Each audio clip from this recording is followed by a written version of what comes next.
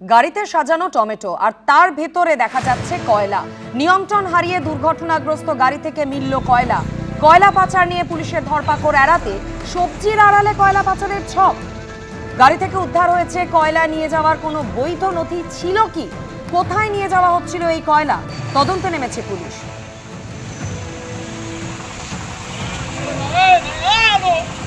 আপনারা ট্রাকের সেই ছবি দেখতে পাচ্ছেন, উপরে সাজানো টমেটো আর তার নিচেই একেবারে ভর্তি কয়লা। নিয়ন্ত্রণ হারিয়ে দুর্ঘটনাগ্রস্ত গাড়ি থেকে মিলেছে এই বিপুল পরিমাণ কয়লা।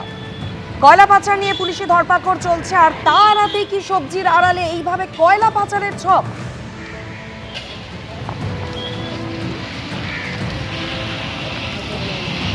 সকালবেলা এসে দেখছি যে গাড়িটা অ্যাক্সেল বা গোল্লা কেটে বাঁ দিকে পড়ে রয়েছে। বাঁ দিকে পড়ে থাকাতে দেখছি গাড়িটা পাল্টি হওয়ার মতন ব্যবস্থা। এবারে সেখানে দেখছি আবার কয়লা রয়েছে, উপরে মাল চাপানো রয়েছে টমেটো, তলায় দেখছি অভিনব কায়দায় কয়লা পাচার হওয়ার মতো ব্যাপার। আগে তো দেখিনি গাড়িতে কোনোদিন কয়লা যাওয়া, এখন দেখছি মানে পাচার হচ্ছে। তার মানে আমরা জিনিসটা দেখলাম এটা আজকে হয়েছে বলে, নাহলে তো আমরা কোনোদিন দেখিনি। অভিনব কায়দায় নিশ্চয়ই যায় এভাবে কয়লা, নাহলে কীভাবে পাচার। কোথা থেকে এই কয়লাগুলোকে আনা হচ্ছে বলে মনে হচ্ছে?